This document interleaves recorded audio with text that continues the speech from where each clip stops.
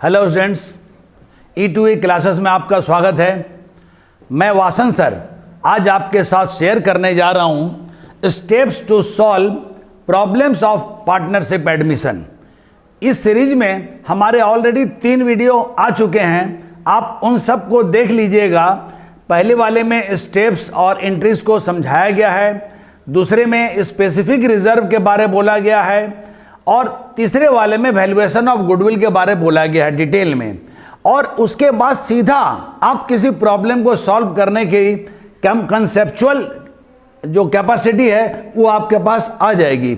तो आप इसको सावधानी से शुरू से लास्ट तक देखिएगा, 1 बाय 1 स्टेप। और एक कंप्रहेंसिव प्रॉब्लम, एक ऐसी प्रॉब्लम जो एग्जामिनेशन में 8 to 6 मार्क्स की आती है, और उसको आप कैसे सॉल्व करेंगे बिना किसी हिच के, बिना किसी रुकावट के।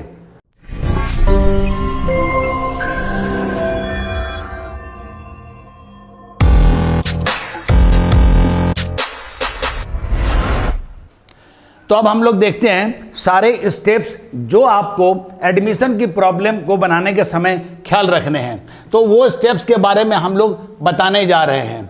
If new ratio and sacrifice ratio is to calculate, अगर आपने न्यू रेशियो और सेक्रीफाइस रेशियो को निकालना है, ये डिपेंड करता है क्वेश्चन की लैंग्वेज पर कि क्या निकालने की जरूरत है। कभी कभी सेक्रीफाइस रेशियो निकालना पड़ता है, कभी कभी हम लोगों को न्यू रेशियो भी निकालना पड़ता है। तो जैसी सिचुएशन होगी आप वैसा काम कीजिएगा। इसके बारे में पहली वीडियो में सारी बातें समझाई हुई हैं, और अगर कैलकुलेट करना है तो आप उसको कैलकुलेट कीजिए। और उसके साथ ही साथ अगर गुडविल टू कैलकुलेट, अगर आपको गुडविल का वैल्यू डायरेक्ट नहीं दिया हुआ है और उसको भी आपने कैलकुलेट करना है तो आप उसको भी कैलकुलेट कीजिए, उसको कैलकुलेट कीजिए। 2 बातें हो गई। इसके बाद आपका सारा एंट्रीज का काम होता है। Entry for capital and goodwill brought by new partner, जो नया पार्टनर आएगा वो अपने हिस्से की कैपिटल का पैसा भी लाएगा, अपने हिस्से की गुडविल का पैसा भी लाएगा। अगर वो गुडविल का पैसा नहीं ला सकता है तो उसके लिए क्या करना होगा वो भी बताया हुआ है। तो capital and goodwill brought by new partner की एंट्री आप कर दोगे। उसके बाद transfer goodwill to sacrificing partner, जो भी पैसा नया पार्टनर गुडविल के लिए लाता है, क्वेश्चन में अगर ना भी बोला रहे तो भी ये पैसा आपने सेक्रीफाइंग पार्टनर के कैपिटल अकाउंट या करंट अकाउंट में ट्रांसफर करना है, वो जैसी सिचुएशन रहेगी। तो if given in question to withdraw goodwill then entry for it. कभी कभी क्वेश्चन में ये भी कहता है कि वो जो सेक्रीफाइंग पार्टनर है उसको जो गुडविल का पैसा मिला है उसमें से कुछ हिस्सा उसने विड्रॉ कर लिया है। तो जैसा क्वेश्चन बोलेगा आपने वैसा करना है। उसके बाद राइट ऑफ ओल्ड गुडविल, अगर पहले से ओल्ड गुडविल वहां एग्जिस्ट करती है in the old balance sheet, अगर पहले से old goodwill old balance sheet में अगर है तो उसको आप पहले राइट ऑफ कीजिएगा। इसके लिए पुराने पार्टनर को डेबिट किया जाएगा और गुडविल को क्रेडिट किया जाएगा। If new partner is not bringing his share of goodwill in cash then apply AS 26। ये क्या है? अकाउंटिंग स्टैंडर्ड 26 है। इसके बारे में स्टेप्स एंड जर्नल एंट्री में सारी बातें बताई गई हैं। इसके बाद transfer undistributed profit and undistributed loss among old partner. पुरानी बैलेंस शीट में आप देखिएगा अगर कुछ अनडिस्ट्रीब्यूटेड प्रॉफिट है या अनडिस्ट्रीब्यूटेड लॉस है, ये सारी बातें आपको एंट्रीज कंसेप्ट में बताया हुआ है वीडियो नंबर 1 में, उसको आप देख लीजिएगा। Undistributed profit, undistributed loss among the partner, उसको ट्रांसफर करना है। इसके बाद entry for revaluation of assets and liabilities. जब नया पार्टनर आता है तो वो ऑब्जेक्शन कर सकता है कि आपकी बैलेंस शीट में जो वैल्यू दिया हुआ है हो सकता है कि वो करेक्ट नहीं है, तो मैं अपने एक्सपर्ट के द्वारा उस सारी चीज़ों को रीवैल्यू करवाना चाहता हूं। जब वो रीवैल्यू करवाता है तो किसी एसेट्स का दाम बढ़ सकता है, किसी लायबिलिटी का दाम बढ़ सकता है, या उसी तरह कॉरस्पॉन्डिंग वो घट भी सकता है। तो जैसी सिचुएशन होगी उसके लिए भी आपने एंट्री पास करनी है। अब इसके बाद open laser of revaluation and distribute its profit और लॉस। जब आप रिवैल्यूएशन का लेजर बनाओगे तो आपको पता चलेगा यहाँ प्रॉफिट हुआ या लॉस हुआ। अगर क्रेडिट का टोटल बढ़ेगा तो प्रॉफिट है, डेबिट बढ़ेगा तो लॉस है। इसको ओल्ड पार्टनर में ओल्ड रेशियो में बांट दिया जाएगा। इसके बाद if capital structure change, capital structure change मतलब क्या होता है कि कई बार नया पार्टनर बोलता है पुराने पार्टनर से कि मेरी कैपिटल के हिसाब से आपकी कैपिटल को भी फिक्स करना होगा। तो अगर किसी का कम होगा तो वो लाएगा, किसी का ज़्यादा होगा तो वो ले जाएगा। इसके लिए एक और प्रॉब्लम हम लोग बना करके देखेंगे, ठीक। उसके बाद open ledger account of capital, account of partners capital and current account and cash and bank account to know its balance. आपने इसके बाद पार्टनर की कैपिटल या करंट अकाउंट जो भी क्वेश्चन में है उसको बनाना है, कैश और बैंक का लेजर बनाना है, और ये सारी चीज़ों का बैलेंस मालूम करना है। और लास्ट में prepare new balance sheet, give effect end of all the adjustment.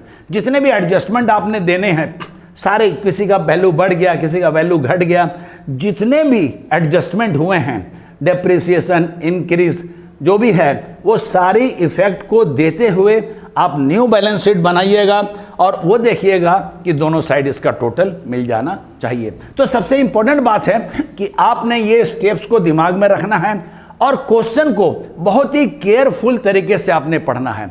देखिए, कहीं पर भी लाइफ में शॉर्टकट नहीं होता है, आपको अपने हिस्से की मेहनत करनी होगी। You have to put your effort, और तभी आपको सक्सेस मिलेगी। ऐसा नहीं कि मैं कह दिया और सब कुछ तुरंत हो गया, नहीं। टीचर को सब कुछ आता है, लेकिन आपको वो सीखना है, आपको वो प्रैक्टिस करना है, और प्रैक्टिस करने के बाद आपको कोई ताकत रोक नहीं सकती है। अब देखिए, यहां क्वेश्चन है, तो उस क्वेश्चन को बहुत केयरफुल तरीके से आपने स्टडी करना है। A and B are partners in a firm sharing profits and losses in the ratio of 2:1।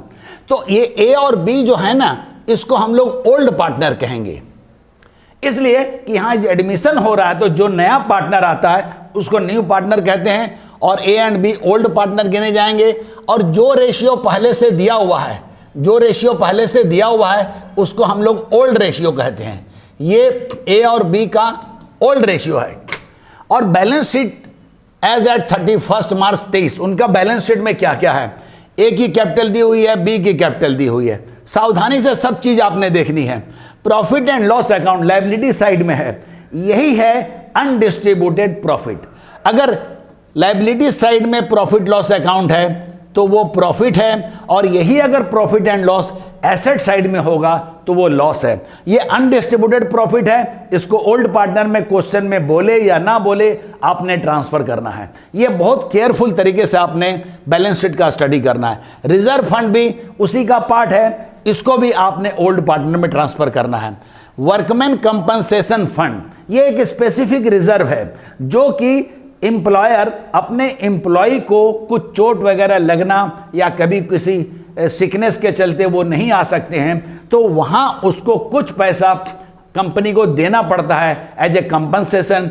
उसके लिए वो वर्कमैन कंपनसेशन फंड बना कर रखते हैं। ये भी अनडिस्ट्रीब्यूटेड प्रॉफिट का ही पार्ट है, लेकिन इसको तभी बांटा जाएगा जब यहाँ सरप्लस होगा। इसके अगेंस्ट में अगर कोई क्लेम है तो उतनी अमाउंट आपने रखनी है और सरप्लस को बांटा जाएगा। और ऐसा भी हो सकता है कि जो क्लेम है वो 20,000 से भी ज़्यादा है, तो आपको और फंड में जोड़ना पड़ेगा। तो इसके लिए रिवैल्यूएशन में आप उसके एंट्री लीजिएगा। उसी तरह इन्वेस्टमेंट फ्लक्चुएशन रिजर्व है, ये भी अनडिस्ट्रीब्यूटेड प्रॉफिट का पार्ट है। इसमें भी अगर सरप्लस होगा तभी आप बांटेंगे। तो उसके बाद है एम्प्लॉयज प्रोविडेंट फंड, ये आउटसाइड लायबिलिटी है। जो एम्प्लॉय काम करते हैं उनका पैसा काट करके रखा गया कुछ परसेंटेज। जो गवर्नमेंट का रूल है कि जब सैलरी दी जाती है तो कुछ पीएफ के लिए पैसा काटा जाता है, जो ये फर्म ये प्रोविडेंट फंड ऑफिस में ये पैसा उसको जमा करना है। इसके लिए अगर कुछ इंस्ट्रक्शंस है क्वेश्चन में तो अकॉर्डिंगली आपने काम करना है कि इसको अगर और इंक्रीज करना है तो इसमें और पैसा डालना होगा। ये सन्ड्री क्रेडिटर्स आपको पता है, ये आउटसाइड लायबिलिटी है, वेरी इजी वे में आप समझते हैं। अब आइए हम लोग बैलेंस शीट के एसेट साइड में देखते हैं। फिक्स्ड एसेट्स में बिल्डिंग है, मशीन है, इन्वेस्टमेंट है। इन्वेस्टमेंट के ही अगेंस्ट में ये इन्वेस्टमेंट फ्लक्चुएशन रिजर्व बनाया गया है, उसी के अगेंस्ट में बनाया गया है। अगर इसका वैल्यू कुछ कम या ज़्यादा होता है तो उस फंड से हम मेकअप करेंगे, एडजस्ट करेंगे। ये उसके बाद स्टॉक दिया हुआ है, डेटर 60,000 के हैं, लेकिन वहाँ पर प्रोविज़न फॉर डाउटफुल डेप्ट है, जगह कम के लिए वो नहीं लिखा गया है। ये 6,000 का हमको डाउटफुल लग रहा था, 54,000 डेटर्स हमारे अच्छे हैं। गुडविल ये पहले से एग्जिस्ट करती है, ये एक तरह का अनडिस्ट्रीब्यूटेड लॉस है जिसको यहाँ पर दिखाया गया है, इसको आपने राइट ऑफ करना है। एडवर्टीजमेंट एक्सपेंसेस, ये भी डेफर्ड रेवेन्यू एक्सपेंडिचर है, इसको भी आपने राइट ऑफ करना है। इसके बाद बैंक बैलेंस आपका 3000 है, तो आपने बैलेंस शीट को बहुत माइन्यूटली अच्छी तरह से ऑब्जर्व कर लिया। अब क्वेश्चन के सेकंड पार्ट में क्या बोल रहा है उसकी भी स्टडी हमको करनी बहुत जरूरी है। क्वेश्चन में बता रहा है, जो सेकंड पार्ट में क्या बोल रहा है, on 1 April 23 they admitted C, ये जो C as partner on the following terms, ये न्यू पार्टनर है, जो सी है यही है हमारा न्यू पार्टनर, और जब वो एडमिट हो रहा है उसके लिए फॉलोइंग टर्म्स है। ये सारे कंडीशन हैं, इन सारे कंडीशनों को अकाउंट में लेते हुए हमने सी को फर्म में एडमिट करना है। तो पहला क्या बोल रहा है कि C will bring 1 lakh for capital, वो पूंजी के लिए 1 लाख लाएगा, and will bring sufficient amount for his share of goodwill valued at 3 years purchase of the average profit of last 3 year। मतलब वो गुडविल के लिए भी सफिशिएंट कैश लेके आएगा अपने हिस्से के बराबर, लेकिन गुडविल का डायरेक्ट वैल्यू नहीं दिया हुआ है, बोला जा रहा है कि गुडविल को वैल्यू किया जाएगा 3 years परचेज, मतलब 3 टाइम मल्टीप्लाई करना होगा किसको, average profit of last 3 year। पिछले 3 साल की प्रॉफिट जो है उसका आप एवरेज निकालोगे, उसके बाद आपने वो पैसा उसका कितना शेयर है नए पार्टनर का, उतना पैसा वो कैश लेकर के आएगा। तो हम लोगों को यहाँ पर 20 और 21 का प्रॉफिट दिया हुआ है 7000, और 21 और 22 का प्रॉफिट दिया हुआ है 8000, और यहाँ पर हम लोग 1 अप्रैल 23 को ले रहे, तो यहाँ पर हमारा 22 और 23 का प्रॉफिट नहीं दिया हुआ है। तो आप कभी कभी एग्जामिनेशन में कंफ्यूज हो सकते हैं, टेंशन ले सकते हैं, आपने कोई टेंशन नहीं लेना है। 2 साल की प्रॉफिट दी हुई है और एवरेज बोल रहा है लास्ट 3 year का निकालने के लिए, तो 1 साल की प्रॉफिट हिडन है जो क्वेश्चन में अभी हमने देखा है बैलेंस शीट में, उसको फिर आपको दिखा देते हैं एक बार कि यहां पर देखिए प्रॉफिट एंड लॉस अकाउंट था, यहां पर देखिए ये प्रॉफिट एंड लॉस अकाउंट है, जो लायबिलिटी साइड में ये प्रॉफिट है, और ये 23 को खत्म हो रहा है, तो 22-23 की प्रॉफिट यहां दी रखी है। तो आपने घबराना नहीं है, आप बैलेंस शीट को दोबारा एक बार देख लीजिए कि क्या वहां पर कोई प्रॉफिट दी हुई है या लॉस दिया हुआ है, उसको देख लेना है। तो अब ये जो प्रॉफिट यहां दिया हुआ है, तो यहां 2 साल की प्रॉफिट मिल गई और 1 साल की वहां से मिल गई, 3 साल का आप एवरेज निकाल लोगे और उसका 3 टाइम मल्टीप्लाई करके गुडविल का वैल्यू आप निकाल लोगे। अब क्या बोल रहा है कि building is over valued by 10,000, building का दाम जो है वो ज्यादा लगाया हुआ है बैलेंस शीट में। मैंने कहा ना कि नया पार्टनर क्या करता है, जब वो आता है तो बोलता है कि सारी एसेट्स और लायबिलिटी को आप रीवैल्यू करो, तो रीवैल्यू करने में पता चला कि ये ओवर वैल्यू है, ज्यादा है। कई बार ऐसा भी बोल देगा कि बिल्डिंग इज टू डेप्रिसिएट, तो डेप्रिसिएट मतलब उसको कम करना है, ओवर वैल्यू है, ज्यादा है, तो भी इसको हमने क्या करना है, कम करना है। और masonry is under valued, under values मतलब रिकॉर्डेड लेस, उसका वैल्यू जो है वो लेस है, तो मैसनरी का वैल्यू हमने क्या करना है, बढ़ाना है। तो ये मैसनरी है, इसका वैल्यू हम बढ़ाएंगे, और बिल्डिंग ओवर वैल्यू है, इसका वैल्यू हम लोग कम करेंगे, उसको डाउन करना है। Market value of investment is 46,000, और जबकि वहां अकाउंट बुक में हमने देखा था उसका वैल्यू था 50,000, तो इसमें 4,000 का नुकसान हो रहा है। देखिए हमने यहां पर अभी देखा था कि इन्वेस्टमेंट का वैल्यू कितना था, ये 50,000 था, और वहां नया वैल्यू बता रहा हम लोगों को, कितना बता रहा है नया वैल्यू, ये बता रहा है 46,000, तो 50 से 4,000 लेस हो गया। तो बैलेंस शीट में हमने वो देखा था अनडिस्ट्रीब्यूटेड प्रॉफिट में इन्वेस्टमेंट फ्लक्चुएशन फंड जो था, रिजर्व था, तो उसमें से उसको मेकअप किया जाएगा। सारी बातें एंट्री के टाइम आपको क्लियर हो जाएंगी। Claim on account of workman compensation is estimated 8,000, तो जो हमारा वर्कमैन कंपनसेशन रिजर्व था, आपको बैलेंस शीट स्टडी के टाइम में हमने सारा डिटेल बताया है कि देखिए वर्कमैन कंपनसेशन फंड है, इन्वेस्टमेंट फ्लक्चुएशन रिजर्व है, तो रिजर्व में हमारा 4,000 का नुकसान हो रहा, बाकी 6,000 हम बांटेंगे। वर्कमैन कंपनसेशन के लिए 8,000 रुपये का क्लेम है, तो 8,000 रुपया आपने रखना है, और बाकी 12,000 रुपया ओल्ड पार्टनर में आप आराम से बांट सकते हो। इसके बाद वो बता रहा है कि एक्रूड इनकम, मतलब ये हमारा एक तरह का एसेट्स में इंक्रीज हो रहा है। एक्रूड इनकम 12,000 रुपए की है और आउटस्टैंडिंग एक्सपेंसेस 6,000 रुपए का, ये एक तरह की लाइबिलिटी है। Does not appear in the books, इसको आपको अकाउंट बुक में लेना पड़ेगा, इसको आपका अकाउंट बुक में लेना पड़ेगा। तो इसके लिए सारी एंट्रीज है, वो एंट्री हम अभी समझाएंगे। और provision for doubtful debts is to increase by 4,000, provision for doubtful debt को 4,000 से बढ़ाना है।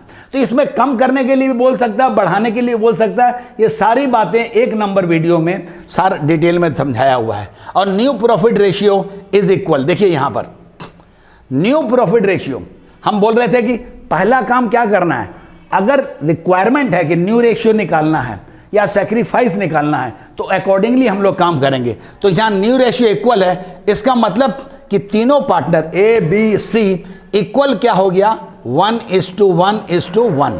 तो इसका मतलब 1 + 1 + 3 हो गया, तो 1/3 1/3 1/3। पहले वो लोग बांटते थे, ओल्ड रेशियो जो था वो अभी आपने देखा था 2:1 था। देखिए यहां पर ओल्ड रेशियो हम लोगों का क्या था, 2:1 था। अब हम लोगों का न्यू रेशियो क्या हो गया है, इक्वल हो गया है। तो इक्वल मतलब उसने लिटरेचर फॉर्म में दे दिया है, ये फिगर मैथमेटिकल फिगर है। तो कई बार बच्चे खोजते रहते हैं कि कहीं पर नया रेशियो दिया होगा फिगर में, तो जरूरी नहीं है, उसको लिटरेचर फॉर्म में भी देगा। इसलिए बी केयरफुल और क्वेश्चन को बहुत ही केयरफुल तरीके से पढ़िएगा। And half the amount of goodwill is drawn by the partner, और ये भी बोल रहा है कि जो पार्टनर को, जिस पार्टनर को गुडविल का पैसा मिलेगा वो गुडविल का पैसा निकाल लेगा, उसका आधा पैसा, half the amount of goodwill, उसका हाफ वो पैसा निकाल लेगा पार्टनर। अब इंपॉर्टेंट बात आपने देखनी है क्वेश्चन में कि मांगा क्या जा रहा है, पास नेसेसरी जर्नल एंट्रीज। देखिए जर्नल एंट्री इसलिए हमने डाला है क्वेश्चन में क्योंकि आपको जब तक जनरल अपने माइंड में क्लियर नहीं है तो आप जितने भी लेजर है उसको करने में बहुत दिक्कत होगी। तो जब आप जर्नल देख लीजिएगा सारा काम, ये इसलिए स्पेसिफिकली ये कॉम्प्रिहेंसिव सम आपके समझने के लिए बनाया गया है। ओपन लेजर अकाउंट, तो लेजर में क्या आ गया, पार्टनर्स कैपिटल अकाउंट खोलना है, रिवैल्यूएशन अकाउंट खोलना है, कैश एंड बैंक का अकाउंट खोलना है और उन सारी चीज़ों का बैलेंस मालूम करना है। ये जो है नेसेसरी लेजर अकाउंट जो भी होंगे, और प्रिपेयर न्यू बैलेंस शीट, और लास्ट में आपने क्या करना है, नया बैलेंस शीट को बनाना है। तो अभी आपने देखा कि क्वेश्चन को बहुत केयरफुली तरीके से हमने स्टडी किया कि पहले देखा कि ओल्ड पार्टनर कौन कौन थे। ओल्ड पार्टनर हम लोग के थे ए और बी, उनका ओल्ड रेशियो था वो दिया हुआ था। बैलेंस शीट में क्या अनडिस्ट्रीब्यूटेड प्रॉफिट है, क्या स्पेसिफिक रिजर्व है, कौन सी हमारी आउटसाइड लायबिलिटी है। एसेट साइड में भी हमने देखा कि फिक्स्ड एसेट्स में क्या है और करंट में क्या है, फिर अनडिस्ट्रीब्यूटेड लॉस में क्या है और हमारे बैंक बैलेंस क्या है। इसके बाद जो भी क्वेश्चन की रिक्वायरमेंट थी, सेकंड पार्ट को हमने यहाँ पर डिटेल में देखा और एक एक चीज़ को ऑब्जर्व करते हुए उसको नोट डाउन कर लिया कि ये काम करना है। तो मैं बार बार कह रहा हूँ कि आपके हिस्से की मेहनत आप नहीं करनी है, और जब आप मेहनत करोगे 1-2 बार आपको सेटिस्फेक्शन मिलेगा और आप सारे सम 1 बाय 1 करते जाओगे। इसके बाद हम इसके सॉल्यूशन को आपको समझाते हुए दिखाते हैं। तो सबसे पहले मांगा गया है जर्नल एंट्री, हम जर्नल बनाएंगे। सेकंड मांगा गया है लेजर, हम लोग लेजर बनाएंगे। उसके बाद नई बैलेंस शीट को बनाएंगे। अब हम लोग सारे स्टेप्स को, जो ओपनिंग जो जर्नल एंट्री हमने करनी है उसके बारे में बताया। तो स्टेप में सबसे पहले क्या बोला गया था कि अगर न्यू रेशियो निकालने की ज़रूरत है तो आप उसको पहले निकालिए, अगर सेक्रीफाई रेशियो निकालने की ज़रूरत है तो आप उसको निकालिए। तो हम लोगों का इस क्वेश्चन में क्या था कि न्यू रेशियो दिया हुआ था, न्यू रेशियो वाज गिवन, वो बोल रहा था कि इक्वल है। तो A:B:C, ये 1:1:1, तो ये हमारा दिया हुआ इक्वल है, वो इक्वल है। तो इक्वल है, हमने उसको मैथमेटिकल फिगर के रूप में लिख लिया। और ओल्ड रेशियो जो था वो हमारे क्वेश्चन में दिया हुआ था ए और बी का, वो था 2:1। अब हमने ये देखना है कि सेक्रीफाई रेशियो, न्यू रेशियो निकालने की जरूरत नहीं है, लेकिन हमने सेक्रीफाई रेशियो निकालना है। तो सेक्रीफाई रेशियो क्या होता है, ये होता है ओल्ड माइनस न्यू। तो सबसे पहले हम लोग ए का निकालेंगे। तो ए का ओल्ड रेशियो क्या था, 2:2 2 + 1 3, तो 2/3 माइनस 1/3, तो 3 आपका कॉमन हो गया, इसको आप कॉमन ले लिए, 2 में से 1 माइनस हो गया तो बचा 1। तो इसका मतलब ए सेक्रीफाई कर रहा है, ए सेक्रीफाई कर रहा है, क्योंकि यहाँ रिजल्ट प्लस में आ रहा है। अगर प्लस में आएगा तो सेक्रीफाइस होगा, माइनस में आएगा तो वो पार्टनर गेन करेगा। अब हम लोग बी का निकालेंगे, तो बी का पहला रेशियो क्या था 1/3, और उसका न्यू रेशियो क्या हो गया है 1/3, तो इसका रिजल्ट नील हो गया। तो ना तो बी सेक्रीफाई कर रहा है और ना ही बी गेन कर रहा है। तो हमको ये पता चल गया कि ए सिर्फ सेक्रीफाई किया है, तो जो भी पैसा गुडविल के लिए सी लेकर के आएगा वो सारा का सारा पैसा ए को दिया जाएगा, क्योंकि वो सिर्फ अकेला बंदा सेक्रीफाई कर रहा है। अब हम लोगों को ये पता करना है कि गुडविल का कैसे करेंगे। तो गुडविल के बारे हमारे क्वेश्चन में बोला है कि लास्ट 3 ईयर्स प्रॉफिट के बारे बोला था। देखिए यहाँ पर 7,000 और 8,000, तो ये 2 साल की हमको ये पता चल गया, और 1 साल का हमारे क्वेश्चन में दिया हुआ था 15,000। तो सबसे पहले हम लोग क्या करेंगे कि एवरेज प्रॉफिट निकालेंगे। जब हमको एवरेज प्रॉफिट निकालना होगा तो ये एवरेज प्रॉफिट हम निकाल रहे हैं, तो वहाँ पर आपका 7,000 है, फिर 8,000 है, और फिर 15,000 है, और इसको आपने डिवाइड करना है 3 से। तो ये अल्टीमेटली 30,000, 7 15 और 3 से डिवाइड किया तो ये कितना हो गया हमारा 10,000। और गुडविल के बारे वहाँ पर बोला है कि गुडविल भी 3 ईयर्स परचेज, तो 3 इंटू एवरेज प्रॉफिट, तो जो एवरेज प्रॉफिट होगा उसका हमने 3 टाइम मल्टीप्लाई करना है। तो हमारा 3 तो ये आ गया, और एवरेज प्रॉफिट हमारा कितना था 10,000। तो टोटल हमारी जो गुडविल का वैल्यू हो गया वो 30,000 हो गया, 30,000 हो गया।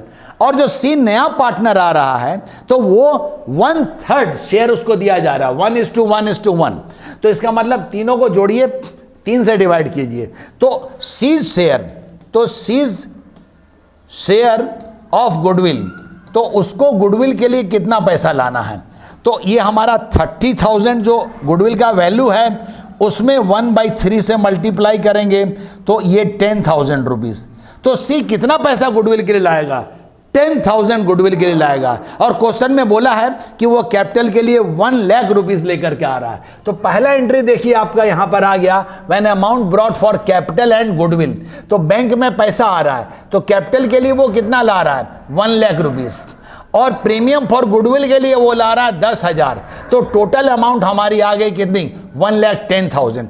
क्वेश्चन में बोले या ना बोले तो जो भी पैसा प्रीमियम फॉर गुडविल के लिए आएगा उस पैसे को आप सेक्रीफाइंग पार्टनर के कैपिटल अकाउंट में या करंट अकाउंट में ट्रांसफर करेंगे।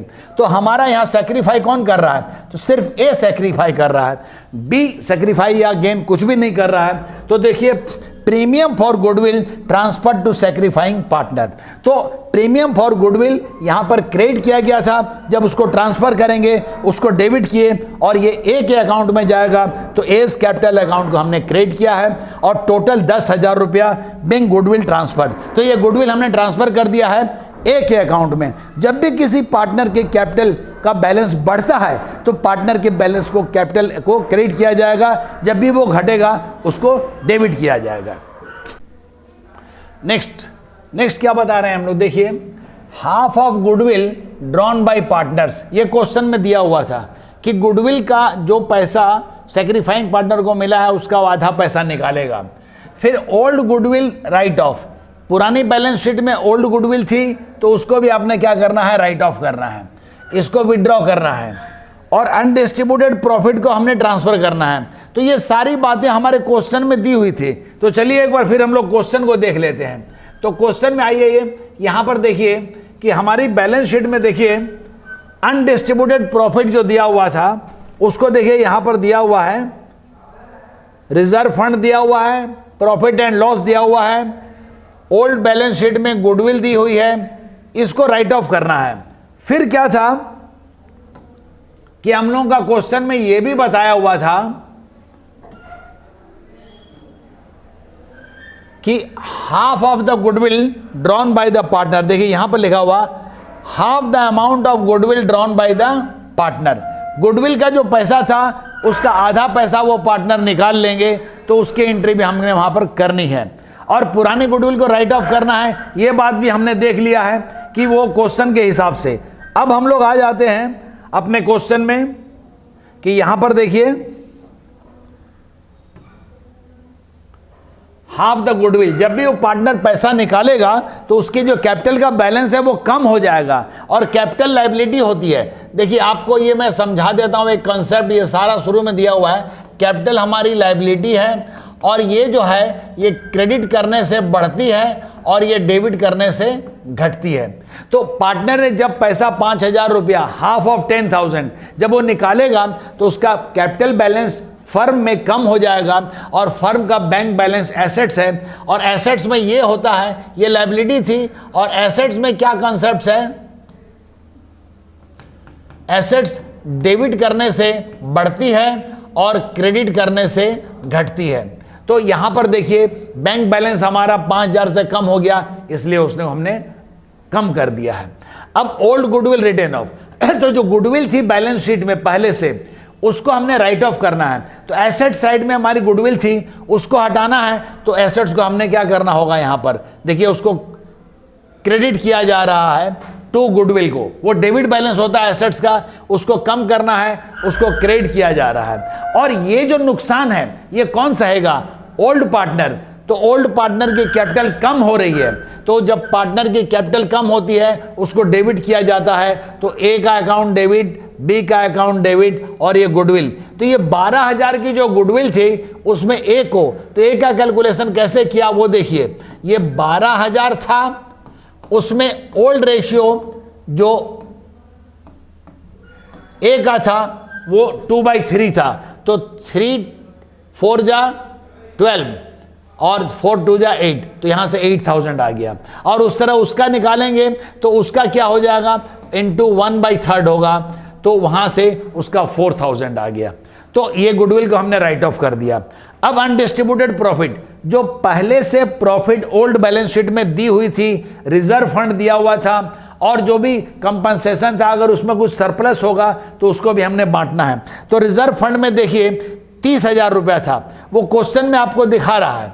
देखिए यहां पर क्वेश्चन में देखिए कि यहां पर हमारा रिजर्व फंड में जो पैसा है वो देखिए 30,000 है और प्रॉफिट लॉस में कितना है वो 15,000 है। तो ये सारे पैसों को हम लोग पार्टनर में अब बांटेंगे। तो जब हम बांटेंगे यहाँ पर तो 7 नंबर पेज में हम आ जाते हैं। फिर तो यहाँ पर देखिए हमने रिजर्व फंड जो अनडिस्ट्रीब्यूटेड प्रॉफिट थी उसको जब बांट रहे हैं तो ए और बी की कैपिटल बढ़ रही है, तो 30,000 बांटा है और पार्टनर की कैपिटल जो है वो क्रेडिट करने से बढ़ती है, तो उसको हमने क्रेडिट कर दिया है। और ये भी उसी रेशियो में 30,000 को भी हमने दोनों के बीच में 2:1 में बांटा है, तो इसका 10 करेंगे तो इसका 20,000 आ गया।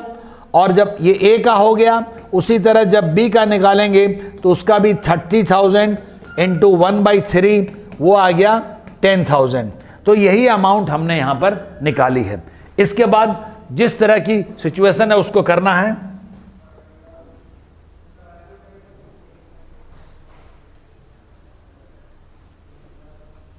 अब जो पहले से अनडिस्ट्रीब्यूटेड प्रॉफिट था वो 15,000 की प्रॉफिट थे, उसको भी हमने 2:1 में दोनों पार्टनर में बांट दिया। तो ए को मिल गया 10,000 और बी को मिल गया 5,000।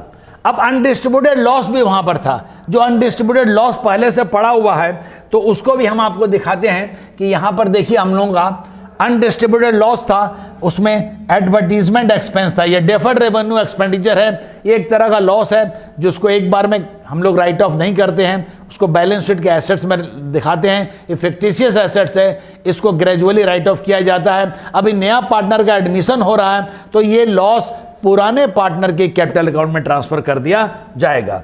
तो देखिए हम लोग यहां पर फिर उसको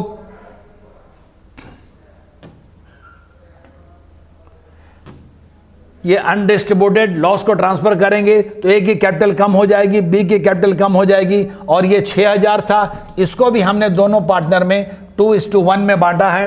तो ए को डेबिट किया जाएगा 4000 से और इसको 2000 से। जब 6000 को आप बांटते हैं तो इस तरह का वो डिवीजन आएगा। अब देखिए नेक्स्ट आएगा हम लोग का revaluation of assets and liabilities. जो हमने आपको बताया था कि एसेट्स का रिवैल्यूएशन होगा, ये क्वेश्चन में दिया हुआ था। तो क्वेश्चन में यहां पर था हम लोगों का, देखिए यहां पर सारी बातें समझाई हुई हैं। बिल्डिंग ओवर वैल्यूड था, तो बिल्डिंग का वैल्यू क्या होगा, कम होगा, तो ये एक तरह का मैटर ऑफ लॉस है।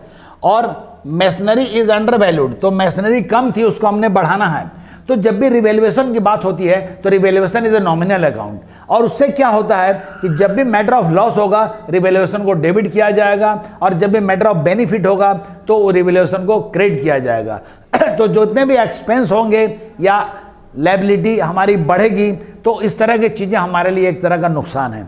और जब कोई एसेट्स का वैल्यू बढ़ता है या अनरिकॉर्डेड एसेट्स को लिया जाता है तो फायदा होगा, उस टाइम रिवैल्यूएशन हम लोगों का क्रेडिट होगा। तो यहाँ पर एक्रूड इनकम ये भी हमारी एक तरह की एसेट्स है, और आउटस्टैंडिंग एक्सपेंसेस ये लायबिलिटी है, इसको भी हमने अकाउंट में लेना है, रिवैल्यूएशन के थ्रू एंट्री करेंगे। प्रोविजन फॉर डाउटफुल डेब्ट इंक्रीज, तो इसका मतलब हमारा 4000 रुपये से और बैड डेट डूब सकता है, इसके लिए भी हमको एंट्री करनी होगी। तो अब हम आ जाते हैं एंट्री में। तो एंट्री में हम लोग 9 नंबर पर थे, 9 नंबर में हम लोग आ गए पेज नंबर 9 में, revaluation of assets and liability. तो देखिए बिल्डिंग हमारी कम हो रही है, आउटस्टैंडिंग हमारी लायबिलिटी है, प्रोविजन फॉर डाउटफुल डेब्ट 4000 है, तो टोटल में ये हमारा 20000 का एक तरह का नुकसान हो रहा है, इसलिए रिवैल्यूएशन को 20000 से डेबिट किया गया है। उसी तरह जो मशीन था वो अंडर वैल्यू थी, उसको बढ़ाना है हमने 20000 से, एक्रूड इनकम को अकाउंट में लेना है 12000 से, तो ये हमारा 32000 का बेनिफिट हुआ, इसलिए रिवैल्यूएशन को हमने क्रेडिट करना है। अभी देखिए जो रिवैल्यूएशन है, अभी आपके सामने इसका लेजर भी हम लोग देखेंगे, तो रिवैल्यूएशन अकाउंट को हमने क्रेडिट किया है टोटल में 32000 से, और उसको हमने डेबिट किया है 20000 से। तो अल्टीमेटली हमारा क्रेडिट साइड ज़्यादा है, वो कितने से, 12000 से। तो ये हमारा एक तरह का प्रॉफिट ऑन रिवैल्यूएशन, ये प्रॉफिट ऑन रिवैल्यूएशन हुआ, जिसको कि ओल्ड पार्टनर में ओल्ड रेशियो में बांट दिया जाएगा। तो देखिए रिवैल्यूएशन की जो 12000 की प्रॉफिट है वो ए और बी में हमने उनके रेशियो में 2:1 में, तो यहाँ पर देख सकते हैं कि ये 12000 था इंटू 2/3 और इसका 12000 इंटू 1/3, तो ये 8000 हो गया, इसका 4000 हो गया।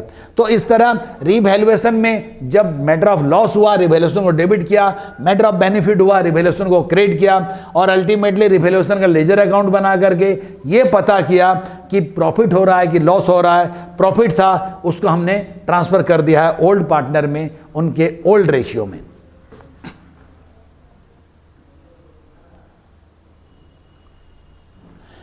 अब वर्कमैन कंपनसेशन के बारे में बता रहा है। वहां पर देखिए क्वेश्चन में था कि क्लेम हमारे पास कितने रुपए का था, 8000, तो उसका प्रोविजन हमने करना है। तो provision for workman claim account, इसमें हमको रखना है, ये पैसा हमने मेंटेन करना है, नया बैलेंस शीट में इतना हमको दिखाना है।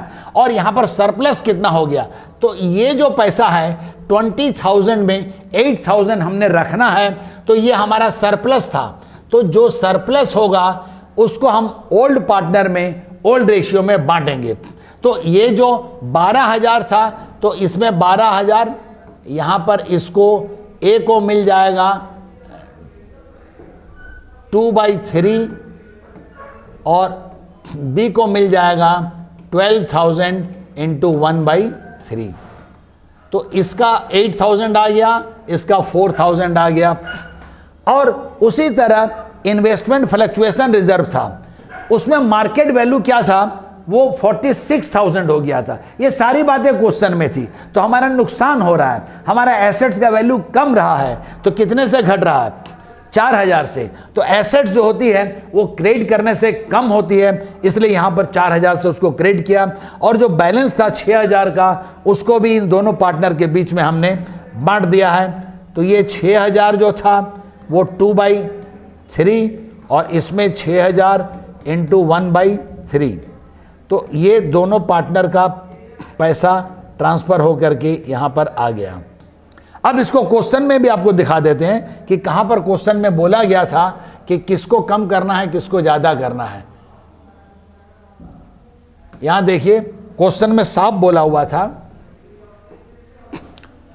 Market value of investment is 46,000 और claim on account for workman compensation कितना था हमारा, 8,000 था। और हमारे क्वेश्चन में जो रिजर्व दिया हुआ था वो कितना कितना था, उसको भी आप देख लीजिए। तो देखिए यहां पर हमारा वर्कमैन कंपनसेशन फंड में 20,000 था और इन्वेस्टमेंट में था हमारा 10,000। तो इसका इन्वेस्टमेंट का वैल्यू 50 था, उसमें हमारा 4,000 का नुकसान हुआ, तो 10 में 4 हम उससे एडजस्ट कर लेंगे और जो सरप्लस 6,000 है उसको बांट देंगे।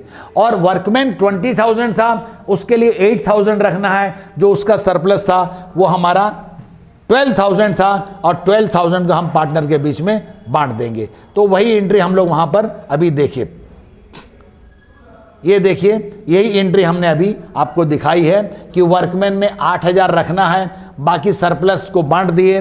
और यहाँ पर भी हमको 4,000 का नुकसान रखना था और ये वाला भी सरप्लस था, तो इस सरप्लस को हमने बांट दिया। तो ये सरप्लस को बांटना है, ये सारी एंट्री हमारे पार्टनरशिप एडमिशन के वीडियो नंबर 1 में सब कुछ डिटेल में दिया हुआ है।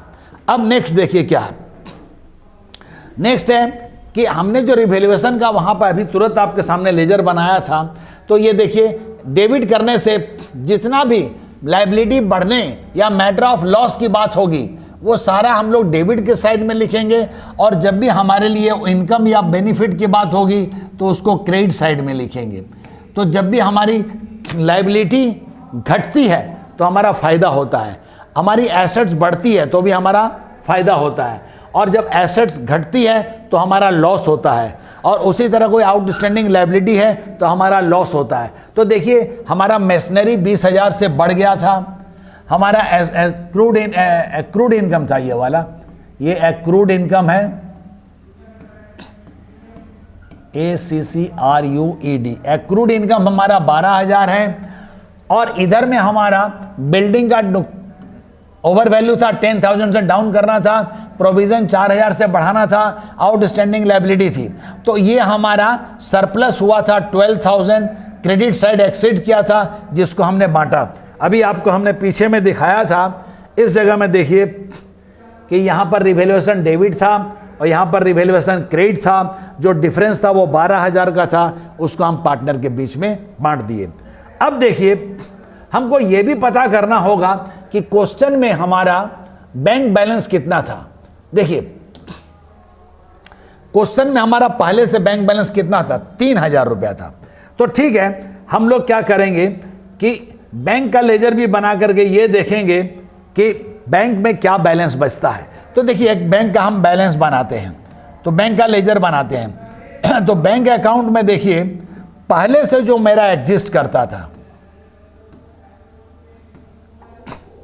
वो डेबिट साइड हो गया, और इधर आपका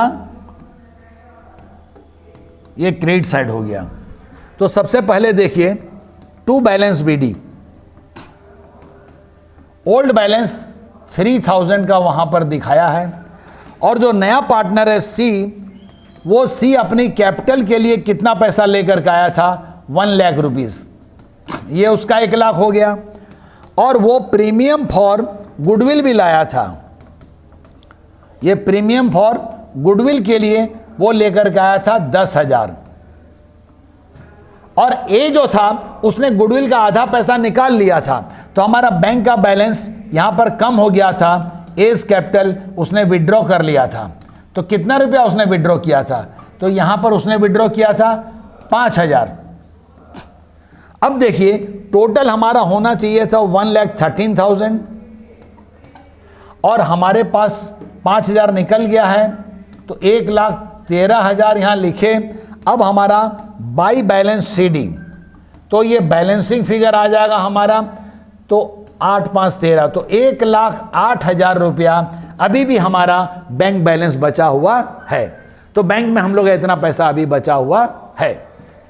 अब हम लोग पार्टनर्स कैपिटल अकाउंट को भी बनाएंगे, क्योंकि वहां बोला गया था पास necessary journal entries, open ledger account. तो आपने समझ लेना कि जितने नेसेसरी लेजर अकाउंट सब खोलने हैं। रिवैल्यूएशन हमने खोल दिया है, बैंक अकाउंट हमने खोल दिया है। अब पार्टनर्स कैपिटल, तो उसमें देखिए ए पुराना पार्टनर था, उनकी ओल्ड कैपिटल, ये जो ओपनिंग बैलेंस उन लोग के कैपिटल का दिया हुआ था, तो ये ओपनिंग बैलेंस को आपने लिख लिया। ए का 2 लाख था, इसका 1 लाख था। और सी लेकर के आया था, तो सी 1 लाख रुपया कैपिटल के लिए लेकर के आया था। और प्रीमियम फॉर गुडविल के लिए जो पैसा लाया था 10,000, वो ए में बांटा गया था, बी को नहीं दिया गया था, क्योंकि सिर्फ सेक्रीफाई ए ने किया था। रिजर्व फंड से दोनों पार्टनर को, ए और बी को 20,000 और 10,000 दिया गया था। प्रॉफिट एंड लॉस से दोनों को दिया गया था, ये ओल्ड प्रॉफिट थी जो ना बांटी गई थी। और रिवैल्यूएशन से 8 और 4 दिया गया था।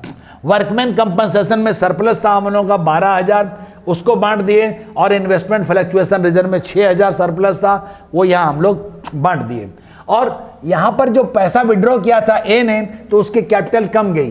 पार्टनर्स कैपिटल अकाउंट डेबिट करने से उसका बैलेंस घटता है और क्रेडिट करने से उसका बैलेंस बढ़ता है, क्योंकि ये कैपिटल अकाउंट हमारे लिए क्या है, ये लायबिलिटी है। तो आपने याद रखना है सुपर गोल्डन रूल कि लायबिलिटी क्रेडिट करने से बढ़ती है और डेबिट करने से घटती है।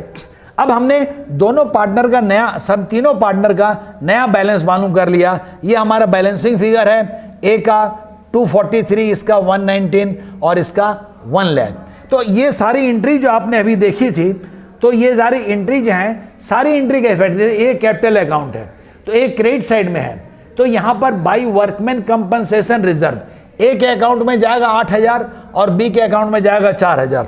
इन्वेस्टमेंट में देखिए कैपिटल इन्वेस्टमेंट फ्लक्चुएशन रिजर्व के लिए इसके पास जाएगा 4,000, इसके पास जाएगा 2,000, जो आपने यहाँ पर देखिए लेजर अकाउंट में देखा है। वर्कमैन कंपनसेशन से 8 और 4 और ये 4 और 2। ये सिंपल जर्नल से लेजर की पोस्टिंग है जो आप सभी को आती है, मगर ये कॉलमिनर टेबल बना करके प्रैक्टिस करना आपके लिए बहुत ही जरूरी है। अब लास्ट में क्या करना है, नई बैलेंस शीट बनानी है।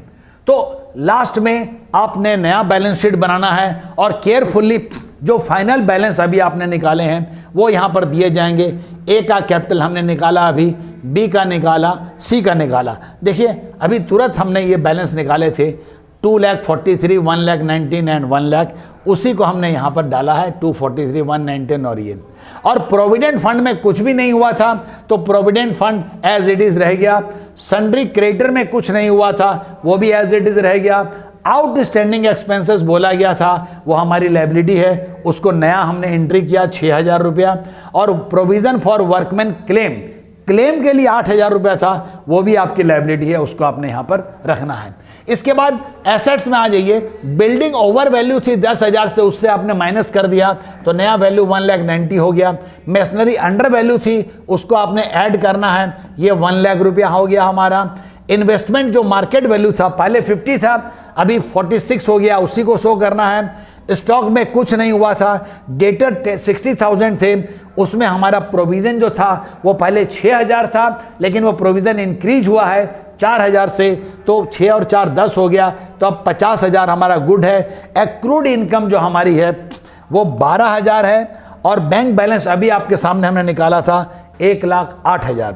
तो इस तरह आपने देखा कि जब आप चीज़ों को समझते हुए और एक एक चीज़ को दिमाग में रखते हुए, तो आपने देखा कि इस क्वेश्चन में हमने क्या किया है कि सारी एंट्री पहले आपको समझाई, उसके बाद जो नेसेसरी लेजर अकाउंट थे उसको हमने बनाया और लास्ट में बैलेंस शीट बनाया जहां सारे एडजस्टमेंट का इफेक्ट हमने दिया। तो देखिए स्टेप बाय स्टेप अगर आप काम करोगे तो नो डाउट कि आप एग्जामिनेशन में अच्छा करोगे। और ये आपको जो मिनिमम वर्क ये आपको करना ही होगा। मिनिमम वर्क अगर आप नहीं करोगे तो आपको कभी भी सक्सेस आसानी से नहीं मिलेगी। अपने हिस्से की लेबर आपने जरूर करनी है। जो अच्छा लगा हो तो जरूर लाइक कीजिए, अपने फ्रेंड के साथ शेयर कीजिए और चैनल को सब्सक्राइब कीजिए, क्योंकि इसके बाद हम जो भी बताएंगे वो आपका नोटिफिकेशन मिल जाएगा। All the best to all of you. आप प्लीज़ ये सारी चीज़ों को प्रैक्टिस जरूर करें। Thank you.